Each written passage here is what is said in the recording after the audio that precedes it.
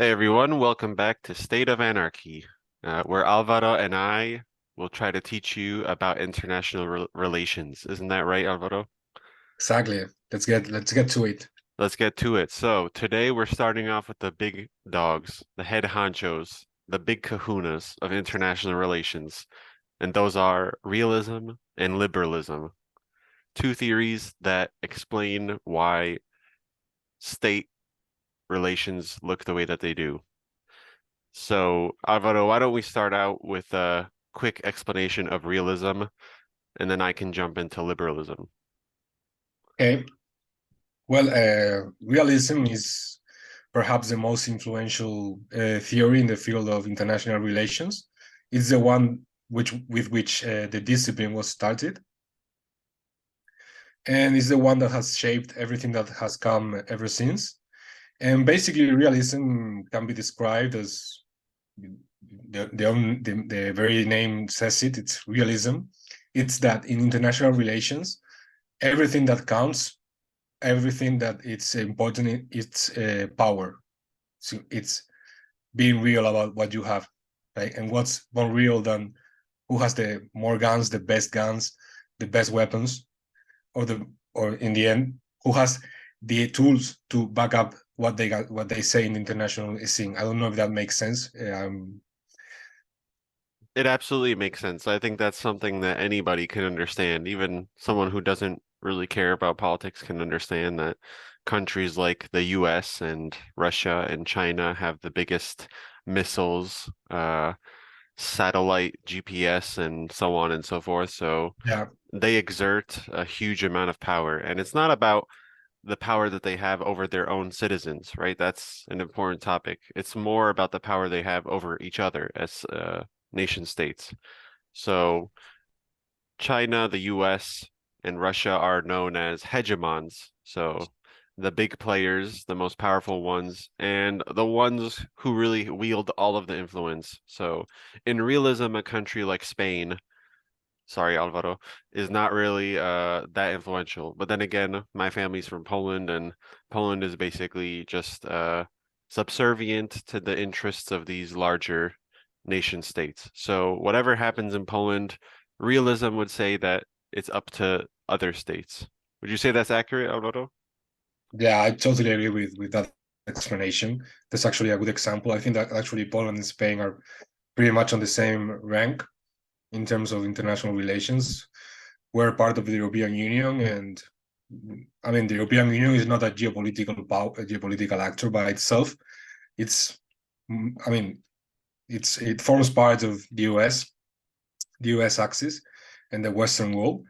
But yeah, I totally agree with that. And I was gonna say something, which is that I forgot to mention before. It's the concept of anarchy in international relations, and there's a really good example. At the end of the day, you have like a lot of states. There's no, because realism says that there are no order, international order itself. It says that there's an anarchy, and at the end of the day, you have all these states that they don't have any rules over them, and they can do whatever they want. And basically, what realism says is, what are you going to do? Like you're going to end up doing what the most powerful of the states does. You can do whatever you want. You can do exactly what you want. You can do this and that. But if you do something that it is not liked by the most powerful country, go ahead with the consequences. Your SOL, as they say. Yeah, it's you're acting under your own uh, risk, and you know what can happen.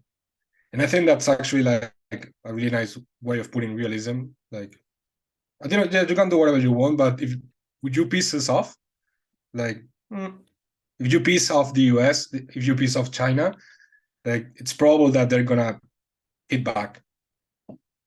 Yeah, I Not mean, necessarily with weapons or militarily, but also exerting economic yeah. power. Well, the economic aspect of things, as Alvaro and I learned, it doesn't people try to exclude it from realism as much as possible, and things like military power are more relevant for realist IR theorists. Hmm. That's a mouthful. But yeah, I mean, it's kind of like a naturalistic way of looking at the way the world works and the way states interact with each other. It's like an ecosystem where there are bigger animals and smaller animals, right? If you had to choose who would win in a fight with between a gorilla and a fish, you know, you would probably say the gorilla would win. You know, that's Maybe, yeah. Not in then the water, but right.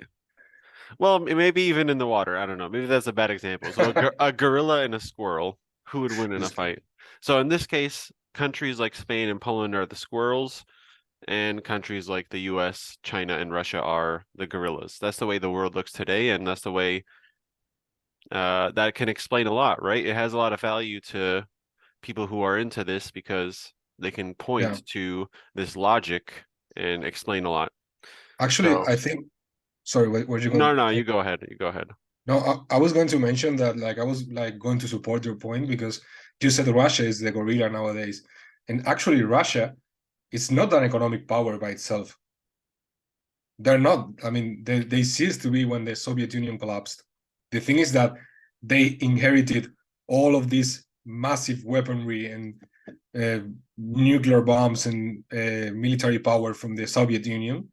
And just by that, just that mere fact that they have all of this power, this military power, already instantly makes them a force in the international scene.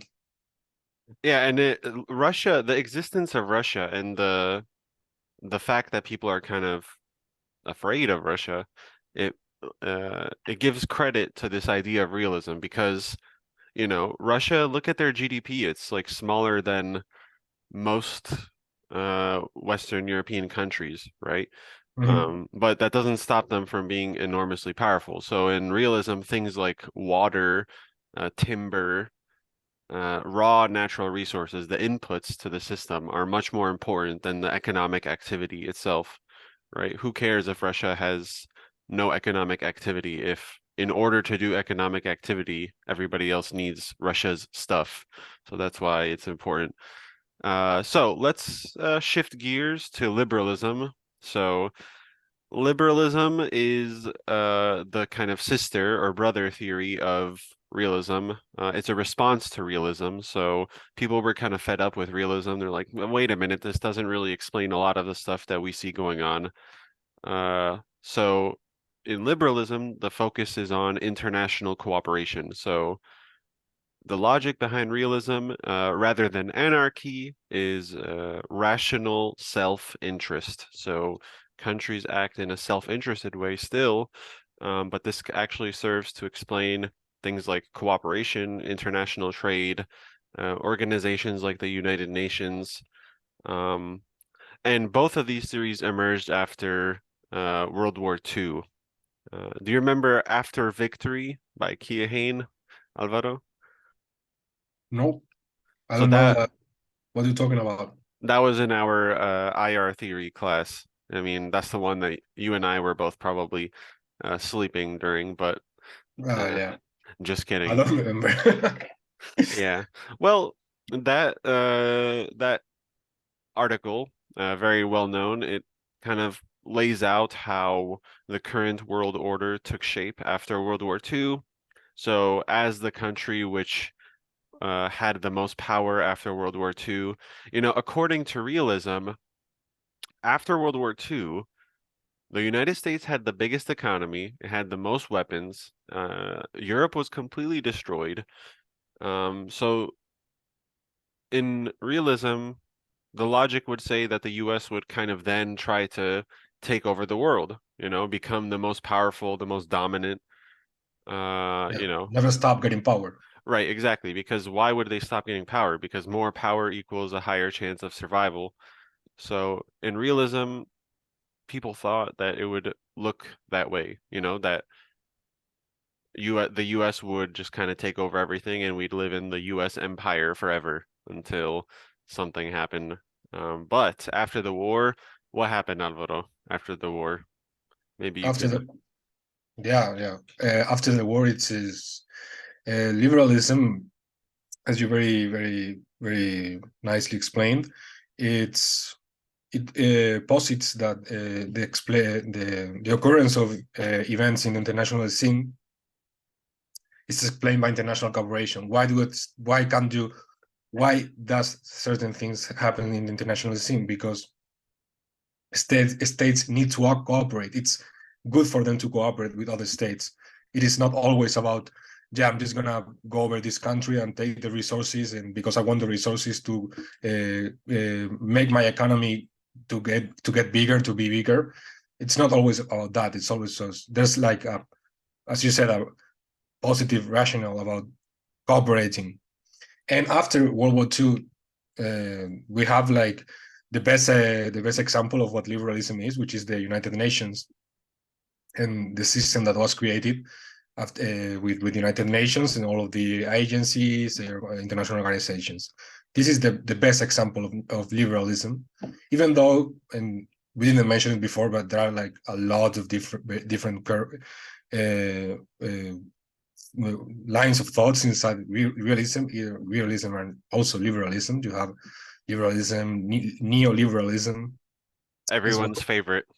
Yeah, that's what we like here. Like, we're really neoliberal kind of people.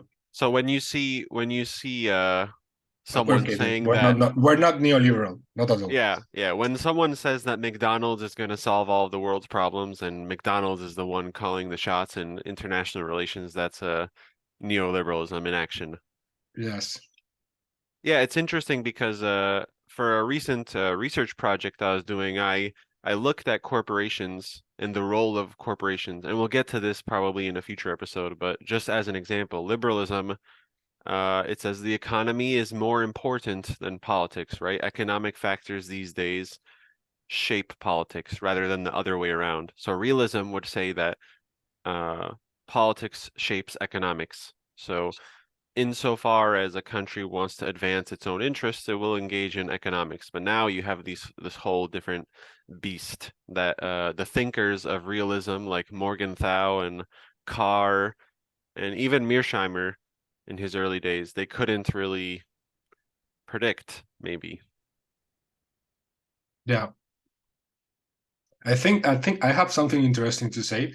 That is something that I have thought about for some time now when I was studying as well.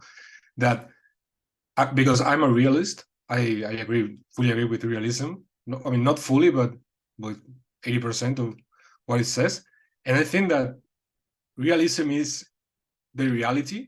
Like, sorry for the redundancy. And then we created liberalism just to feel good with ourselves.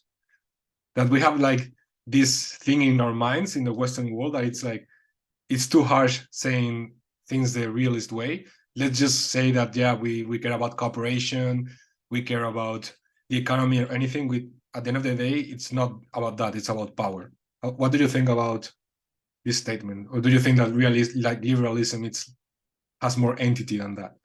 Because for me, it's, I don't know.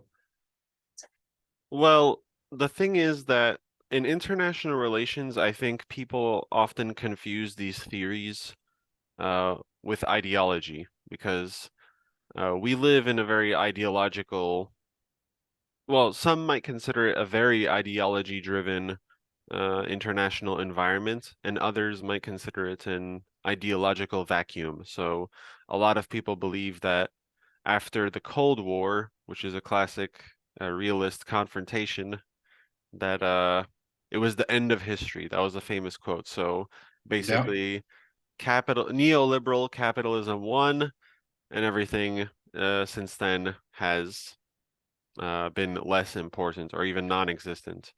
But to answer your question, do I think that realism or liberalism is more accurate? I think realism is more accurate. I'm with you. I think it does a better job of explaining why things happen, and it's a theory of how states interact. It's not an ideology. It's not thinking about how the world should be. It's trying to examine the way that the world is in a scientific manner. And we would be remiss if we didn't mention some of the criticisms that these two theories have faced, right? Because at the end of the day, it's not physics, right? No, it's not. It's not mathematics. It's not mathematical. It's not just 1 + 1.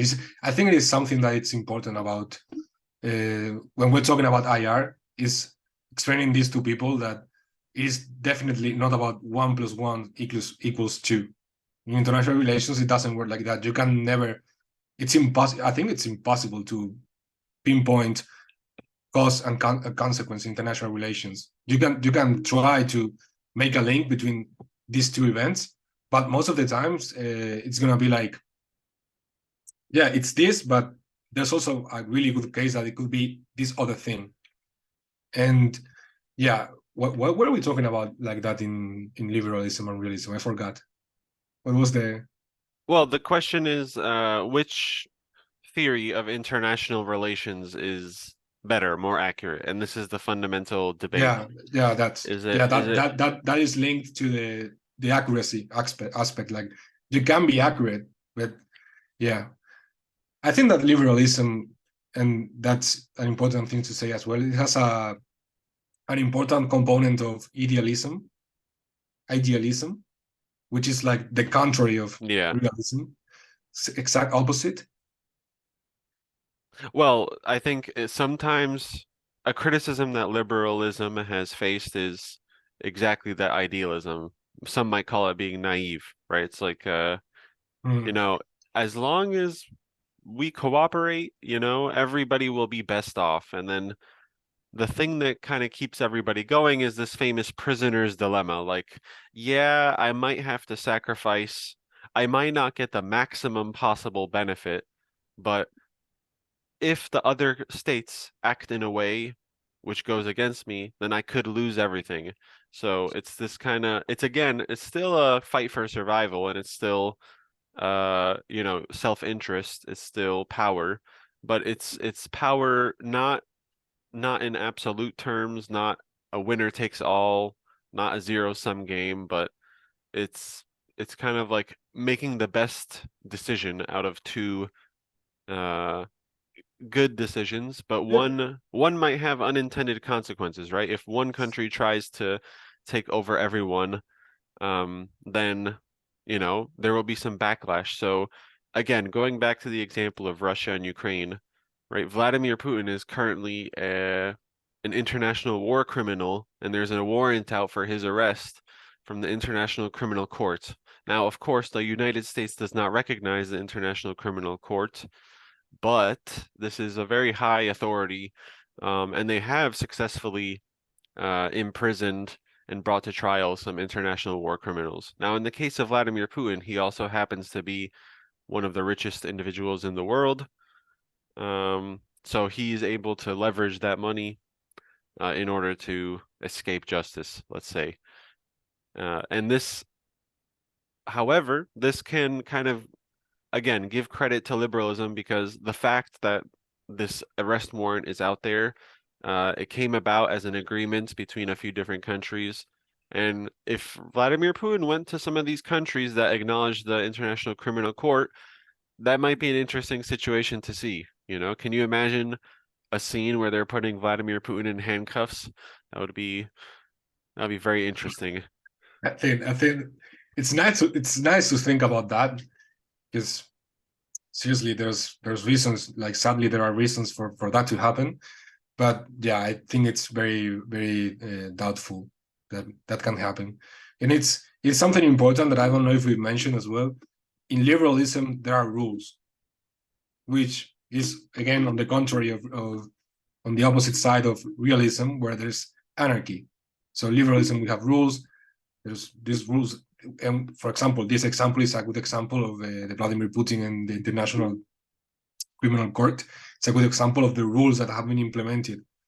And the thing is that, and this could be like a topic of discussion for I mean, this podcast and like 15 episodes additional to this podcast, Yeah, which yeah. is what happens with the legitimacy of the rules, Yeah. which Then is you then you sorry. get into the subtopic of international organizations or intergovernmental organizations and how they have their own dynamics at play.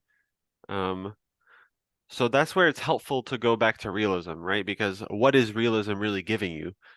It's giving you a few assumptions about the world that really it's difficult to deny, I think any reasonable person would agree that there's, for example, a limited amount of resources and that countries are in competition for these resources, right? Unless you believe that we're going to be able to mine asteroids and Yeah. get rare earth metals from asteroids for all of eternity, and then eventually we're going to end up in space. But then international relations will look very different, won't it? Yeah.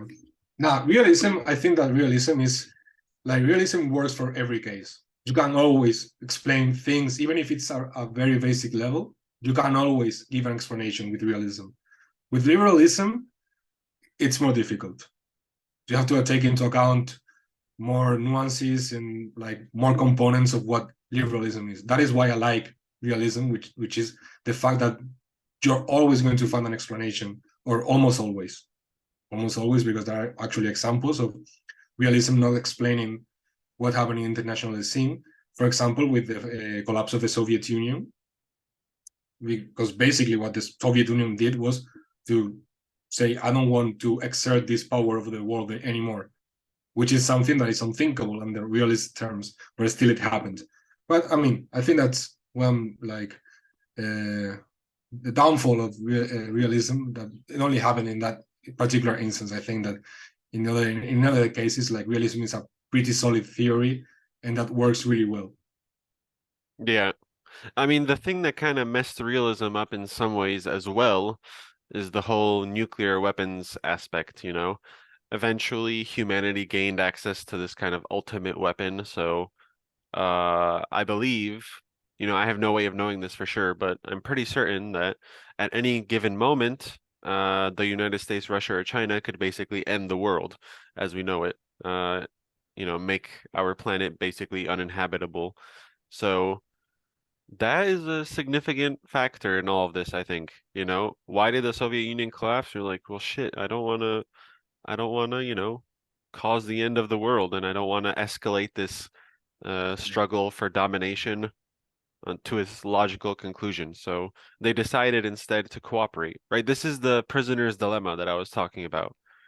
Uh, Rather than face nuclear annihilation, it's like, yeah, okay, the US might have become the most dominant player, but it also risked nuclear annihilation. So for the Soviet Union, it was probably the same.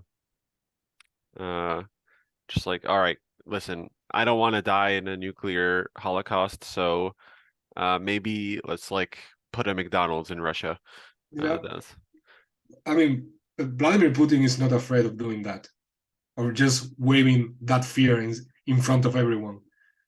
Like he's right. already made that thing quite evident a few times, that in which he would just go into the press and say, "We have the nuclear weapon. Like don't mess with us because we have the nuclear weapons," and something like that. Which is, I think, it is fear mongering, to be honest. But Right.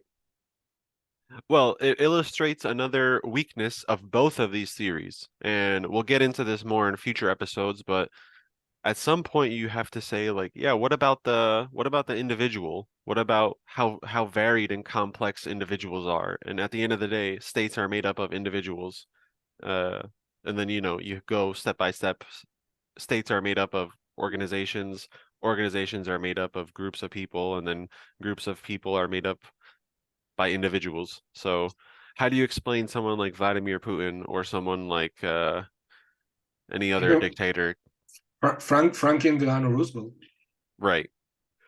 Well, Franklin Delano Roosevelt was an interesting character as well. he stayed But in power more than what he was supposed to be there. yeah, I mean they introduced the term limits after him because they realized maybe it's not good for someone to be president for 4 terms. But Mm. those were extreme circumstances. So the world is sometimes faced with extreme circumstances like World War II. Um, and the world responds. So uh, what's interesting is we are currently in the middle of a massive shift. Alvaro and I and everyone who's listening, we're living through an enormous shift in the way that the world works, right? So the goal in realism, or the logical end of realism, is this unipolar world, the world where there's only one Mm. hegemon, there's one guy calling all the shots, and the end goal of liberalism is a multipolar world. So a world where there are a few different head honchos and they are cooperating out of necessity. Um, so these are the two theories that make up the basis of international relations, right? So what are some ways that we can make it easier for people to understand, Alvaro? Like, can you give an example of how realism in international relations affected Spain directly, and then liberalism, and then perhaps I can do something for Poland? An example of applicable to Spain. Well, it's difficult to say that because I mentioned we talked about this in the former episode that Spain is really a country that doesn't have any geopolitical aspirations. They're just there, just tagging along, I think, and doing what France and Germany does, basically, because these are the two top dogs in the European Union. I'm sorry if I'm being too realist here, but that is how I think. But yeah, I mean, realism in Spain. It's hard to think about that, to be honest. Well, it's Do hard you have to, an example of Spain? To be honest, I can't think of a single example of Spain. well, I think, again, history comes and goes, things change, but if you look at Spain in the recent past, so under Franco, for example, Mhm. why was Franco allowed to, now maybe this is a little bit of a controversial topic, but I think it's not too much for me to say that Franco persecuted some populations, some Man, parts of like Spain. you don't have to hold back with me. All right, so you're not a pro Franco kind of guy. Uh, well, No, no, maybe no. maybe we've lost some of our audience. But yeah. So Franco persecuted people. Why didn't the international community respond? Why didn't the US go in and say, "Listen, buddy, like what are you doing? Stop that." Yeah, well, there's it has a very simple explanation. After the end of the Civil War, immediately afterwards, the Spanish Civil War, I mean, immediately afterwards, it was the World War II, and as we know, the whole continent, Europe, was ravaged, was completely destroyed. So, from that point of view, it didn't make sense that democracies in Europe went after Spain. Just yes, like we got rid of fascism in Europe. Let's go now to Spain. They just couldn't, and that's also a reason. And there's a second reason, which is that I mean, but way afterwards that moment that Spain was in good relationship with the US. But that was later. That was in the 50s and 60s when the first opening of the country, and it was understood basically by Spain. It was the idea that Franco and the members of his government said that we are completely isolated and we cannot stay like that. What are we going to do? Yes, let's become friends. With the most powerful country in the world, and that is how like we gave them the two military bases in Morón no, Rota, sorry, and that is how everything started. And I guess that yeah, that could be a good example of realism. I think Yeah, I like think so Spain too. seeking out to befriend the top dog, U.S. Yeah. Well, and then they're switching to liberalism. For me, it's Spa the democratization of Spain is an easy example of, liberalism in action. And in general, according to liberalism, more and more countries will become democracies as time goes on, and the more democracies you have, the less conflict you have, right? So that's the liberal theory of cooperation or peace. Um, Exactly. in the case of Poland, I think you can also see examples of both in action. So again, Poland was under communist dictatorship for many years.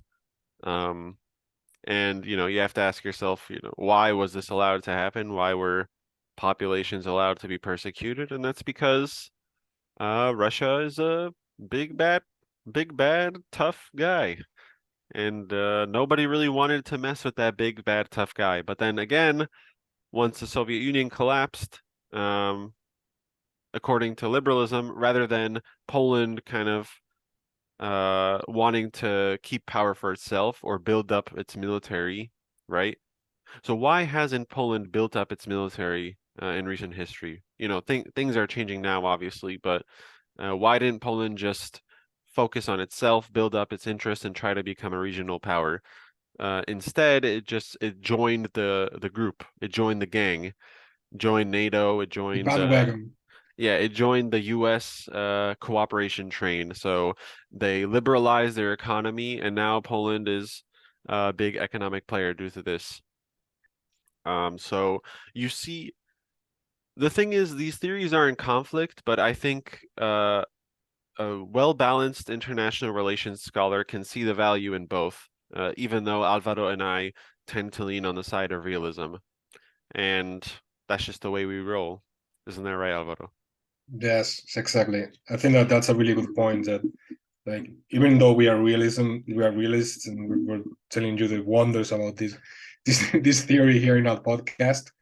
I think that it's really important to understand both of them, and because at the end of the day, in conclusion, liberalism as well, it's been hugely influential in the history of the human race in the 20th century and after World War II, and it has shaped so much the way that things look like nowadays. All right, yeah, yeah. So, to finish off the podcast today, Alvaro, I think we should make this a ritual. So, I'm going to start. One piece of media that I would recommend, that kind of provides a good example of realism. Now, Alvaro, you can do either one, but for Mhm. me, there's a classic book, very old, but a lot of realism is based off of the ideas put forward in this book. And this book is called The Prince, by a guy named Machiavelli. Oh, of course. Not to be confused with Machiavelli, Tupac Shakur, but Machiavelli. What's his first name, Alvaro? Do you know? Yeah, of course. I mean, that's a classic. Do you know his first name? Nicolas, well, Nicolas Machiavelli, The Prince. Nicolas de Maquiavelo. So yeah, very good book. I recommend anyone who's interested in realism reads this book to get a better sense of the roots, you know, because the human project has produced many different kinds of theories, and realism comes from somewhere. So I'd recommend you read this book. And do you have any recommendations, Alvaro? Film, book? Yes, I think I'd like to keep in the same line as you. I would like to recommend. I don't know that the translation it's correct or accurate. It's War and Peace by Tolstoy. Is that Yeah, that's accurate. yeah? I think that it's also an interesting book. You may not think that that has nothing to do with what we're talking about in this podcast, but it actually has because it focuses on a period in which the Napoleonic forces invaded Russia. And I think that it's actually a really good example of seeing how things were back then and how the first ideas that would later develop into the and crystallize in the international relations theory became to existence came to existence. Right. All right, excellent. So I think we can call it a day there, Alvaro. The only thing that I have to say to our audience is, of course, thanks for listening. Uh, so in classic YouTuber fashion, shoot us a like and a subscribe if you feel the urge to do so. And when it comes to realism and liberalism, uh, good to build this foundation in your IR, international relations portfolio. So decide for yourself. Do you believe that the world is an inherently lawless, wild west where people are with the biggest guns get the biggest loot? Or do you believe that countries are more inclined to cooperate with each other for long-term benefit? So it's up to you to decide. Uh, and Alvaro, I'll let you say the last word. No, I mean it's the same. Like I hope that, and also I'm sure that Peter feels like that. We hope that you really enjoy the podcast, and we helped in some way to shed some light on what is IR and how things work, or I mean, we can never know how things work, but we can maybe get close to that. And I think that we're doing I hope we're doing a good job in that. And anything, just contact us and whatever you have. If it's an idea, a thought, whatever, we'll be more than glad to get back to you and share our thoughts and ideas. Yeah. Well, I'm looking forward to the next one. Uh, can you give a spoiler alert? What might that be? I don't want to be like too spoily, but I think that maybe sometimes like it gets too critical, you know. I see. That's a good one. That's a good one. So hope you guys are looking forward, all five people watching, and I hope you enjoy the next one. I hope you've enjoyed this one, and we'll see you next time. Okay, bye.